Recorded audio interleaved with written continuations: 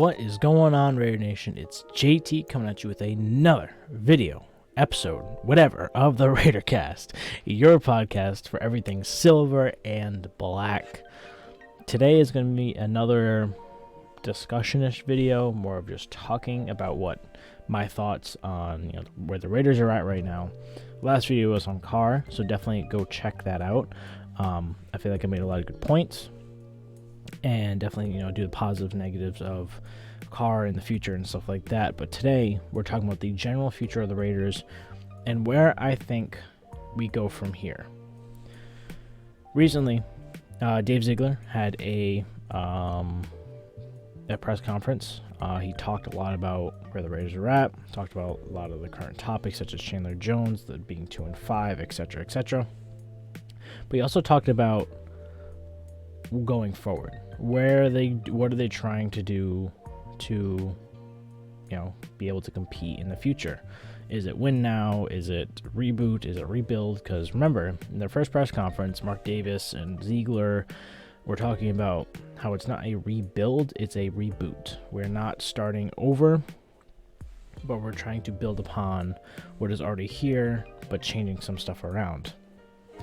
So that begs a question. Were they thinking we were going to contend this year? Do they think that we need another year? Are they going to go full rebuild? My opinion is that they went into the season and they made additions that you would consider win now. You trade for an aging wide receiver, but still really good wide receiver in Davante Adams. You trade a first and second round pick, so you don't get any first or second round picks your first year of drafting. You sign an aging but somewhat decent pass rusher in Chandler Jones.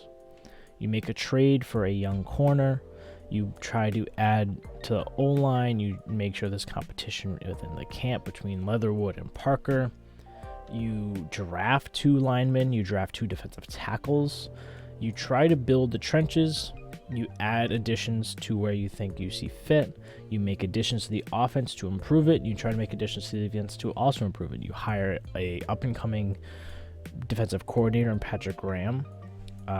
You hire, obviously, Josh McDaniels, who should have a very good offense. You get Mick Lombardi. You get Brasillo.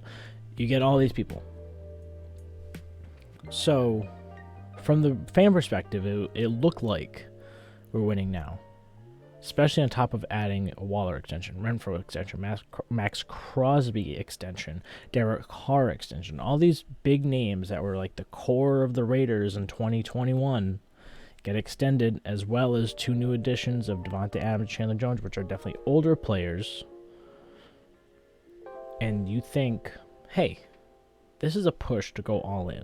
They believe in this team that we will be able to get there.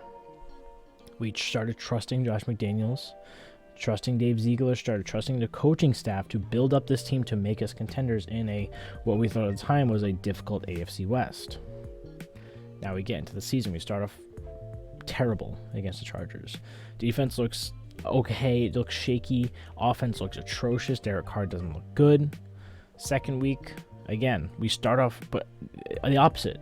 We start off hot, and then we just get destroyed in the second half and lose. We fail. We up 20-0, we lose 29-23 in overtime. Titans, we barely score in the first half. We tighten up in the second half and almost come back to tie it and maybe win it in overtime. We fail. Week 4 is when we finally put it all together. Josh Jacobs gets running. You have Derek Carr looking good. You have Davante Adams looking good. You have the offense humming. You had a defensive touchdown for the first time in forever. And you think, oh my God, we finally put it together. We're finally going to do it.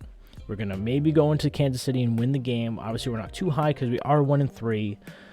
And we go into Kansas City and we play it down to the last plays. We come within 1 point of beating the very good Chiefs. And we continue to think we're almost there.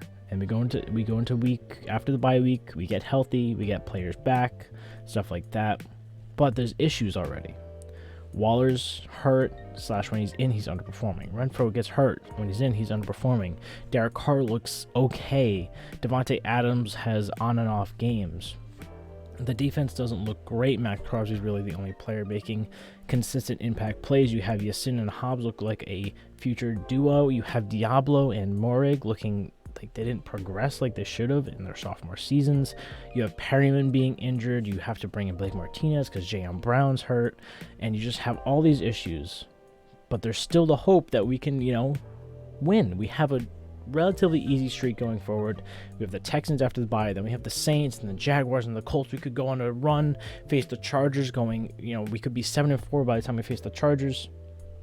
We destroy the Texans. Josh Jacobs goes off again for another 150 plus yard game, 3 touchdowns. The defense gets another defensive touchdown, a pick 6 from old man Daron Harmon, his first pick 6 of his career, and then we lay the worst game in a long time. We always have one of those games where we just don't look good. We get shut out by the Saints, who haven't had a good defense all year. They've been giving up a ton of points. And our offense looks awful. And now you have a bunch of question marks. Waller's still hurt. Renfrow doesn't look the same. Devontae Adams had one of his worst games ever. Derek Carr looked atrocious. The offense never paid past the 50. The defense was put in situations where they couldn't really stop Kamara because of scheme, because of the short field, whatever. Just getting toasted. So you have to think, as a fan, you're like, all right, we came within 1 point of beating the Chiefs, and now we can't beat the Saints. What's going on here? What is happening? Why aren't we playing to the strengths of our team? Why aren't we focusing on making sure Derek Carr spreads the ball around and going into his strengths and trying to eliminate the weaknesses of the O-line and stuff like that? Why is McDaniels forcing his scheme? Why is Patrick Graham forcing his scheme? And I thought about it, because that's a very good question. Why these coaches were talking about being able to be variable in your play style and players' play style. They need to play multiple positions. They need to play very well at different things. That way we can move them around if need be. On the O-line, we've seen a lot of movement. On the defense, we haven't seen much movement. I mean, Cleveland Ferrell's played DE, defensive tackle, but that's normal for him. He's been doing that for 3 years now. So we haven't seen that one. So it goes back. What is the plan? What is the end goal of this team? And how I'm seeing it is they tried to play both sides of the coin. They tried to play the win now, but fix the team for the future. Look at where can we be in 2023, 2024. They went all in. They got picks. I mean, they traded away picks to get players. They signed big contracts. But you look at the contracts, and there's outs after 1 year. Derek Carr could be cut after this season. Darren Waller could be cut after 2. Chandler Jones could be cut after 2. All these players can be cut at a certain point. The only player that got a longer than 3-year extension was, I believe, Max Crosby. He's the only player that got an extension longer than 3 years. Renfrow got 3. Derek Carr got 3. Chandler Jones got 3. Devontae Adams got 3. That core that we thought was going to be the core that could bring us to a Super Bowl is only on a 3-year lease at this point, and they're all getting older except for Renfrow. But even then, he's kind of an older player. By the time his contract expires, I believe he's going to be like 28, 29. That's pretty old for a receiver. By the time Adams, he's going to be retired probably by the time his contract can really be, once he can be cut after 3 years, even though it's technically 5 years, but it's really a 3-year deal. So then, again, that made me think, what is their goal? Why are they forcing these players? If we have a 3-year window, why are they taking this year to figure it out? And they forced their scheme to see, if these players can perform within our scheme, we can win it. If they can't, we will make the necessary replacements in the offseason with our 12 picks, our semi-decent cap space, make cuts if we need to with those big contracts that we gave them, save money, and get other players in here that will perform. That is what I think their goal is. Their goal was, if these players can play our scheme this year and win games and not be 2-5 by week 8 or week 9 or wherever we're at, we can win it all. We can go on a run, go deep, and then we know for the future we have the picks. Like I said, we have the picks. We have our positions of importance filled. We have defensive end. We have wide receivers. We have our quarterback. We need to build up the trenches a little bit, get that secondary a little bit better, and then we'd be fine. We could be great. But it's not happening that way. Players are taking too long to understand the scheme. So, my thought going forward is they're still going to try and win. They're not going to tank. That's not the McDaniels or Ziegler way, even though they want to bring their own method. They don't want to just bring the Patriot way to Las Vegas. But you don't just tank. That's not in McDaniels or Ziegler's DNA. That's not in any of the players that we have on our team, especially the big names, Max Crosby, Derek Carr. They're not in the game of losing games just to work for the future. They want to win now. And if they can't do it, they might have to say goodbye to some of these big names that we signed and get these younger players, get other players, trade for players that will perform and get us there in the next year or two. They are not only building to contend these next few years or this next year or two, but they want to go beyond that. They want to, like they said, they want to build a culture. They want to cultivate a winning culture in this organization. That is what Mark Davis has been looking for. He knows he cannot just keep hiring and firing and firing coaches, because he saw what his dad did for 10 years before his unfortunate passing. Hiring, firing, trading, getting these random players, trying to get these crazy draft picks, and it just not working out. He knows he needs to build a culture. He knows he needs to fix the culture of the organization, and it might take a little bit. This is an organization that has a culture of losing for the past 20 years. That is something that is very difficult to get out of an organization. Look at the Browns, look at the Lions, look at the Jets. Look at all the shit organizations in the league. They have consistently been shit with sparks of mediocrity for the past 20 years. And it's not just something you can get rid of. Look at the Browns. They were a play away from going to the championship game in 2020. But they're back to being bottom feeders. They're making these big trades to get Deshaun Watson, who's a sexual predator, to try and maybe get that Super Bowl, but it's not going to work because you're not building that culture. Culture is so important. That's why the Chiefs are so dominant. They've been so dominant for so many years, and then they got Mahomes. They were able to put it all together. Andy Reid was finally able to stop choking in the playoffs, and they got their Super Bowl. The Eagles built it with Doug Peterson. They changed head coaches a little bit, but they kept the culture. They kept making sure they got the players that worked for them. The Patriots have been literally the best dynasty of all time because of Bill Belichick building that culture from the start. And it's going to take time. And I think that Ziegler and McDaniels are making sure that it's not going to take the John Gruden route of building it for too long. Because that was the goal with Gruden, is to not just win and win now, but to build the culture. That's why, me personally, until obviously all that shit came out and we weren't really doing that well and we kept choking midway through the season, that's why I was okay with getting Gruden that giant contract, because you have to start somewhere. And it's about finding the right coach that can build that culture. And we obviously do not know what Ziegler and McDaniels can do. We've literally had them for not even a year now. They haven't even been in the building for a year yet. And we want to call them to be fired. I don't think that's going to happen. Mark Davis wants to keep them very smartly for at least 3 seasons, I would guess. If we don't contend by the end of those 3 seasons, they're probably going to be gone, and we're going to be looking for a new coach.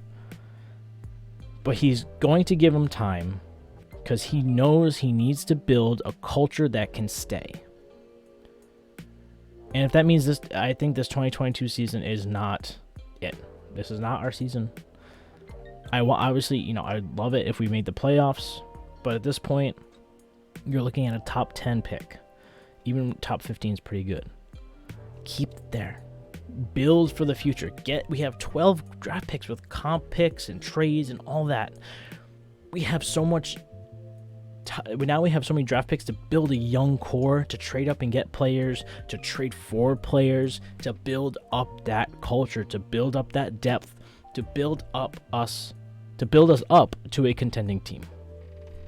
That's what we're doing. We aren't doing a rebuild, and we're not contending yet. We are rebooting while also trying to contend right now. Definitely not a reboot. I mean, definitely not a rebuild. Not rebuilding. We were attempting to contend while also rebooting. And right now, we're not contending, we're rebooting. And whether or not that means some players are gone, and again, they've made it clear they don't give a shit how long a player's been here or who or what pick they were. We just got rid of our top 17 pick that's only been here a year this offseason. Straight up cut him. Bye. You're not working for us. Goodbye. These Dave Ziegler and Josh McDaniels are not afraid to cut losses when they realize that they won't be able to get anything from the player. Kenny and Drake gone. They knew they couldn't use them. They didn't want them. Cut. Bye. Doesn't matter how much dead cap. They don't care. They want them gone. And honestly, that's the shit we need. We need that hard-ass decision making that's not just trying to baby the players that we have, and even if they are somewhat good, if they're not going to help us win, bye. I like that. I like that idea of a culture. That's kind of the Patriot way, but they're doing their own little thing. So I think right now, where the future's headed, where I think it's headed, we're going to be okay. Again, they're forcing their scheme. They wanted to see if their scheme will work with the players that are here, and clearly it's not. Because the players we have, we're not talented. We do not have a lot of talent. It was a luck playoff run last year. We cannot kid ourselves any longer. That was luck. All luck. Winning 4 games in a row like that, the way we did, getting a COVID Browns, getting barely eking out a win against a weak Colts team, and then barely winning against the Chargers, and then barely winning against the Cowboys previously, and just all that. Luck. Same thing with 2016. That's not how you continuously win for years. That is anomalies. That is not sustainable, which is what Mark Davis realized, and he needed to cut his losses, and we need to just reboot. And I'm hoping he can get the job done and not have it be a mistake that we didn't keep Bisaccia.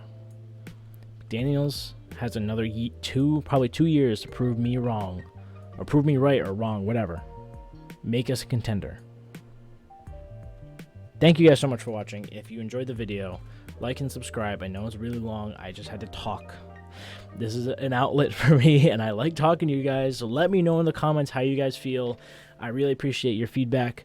I will be live streaming the game this Sunday against Jacksonville, a very big game. So if we don't win, you will see me rage live. So definitely tune in for that. Anyway, guys, like I said, thank you guys so much for watching. Like and subscribe. Comment. I hope you guys had a great day, and peace out, Raider Nation.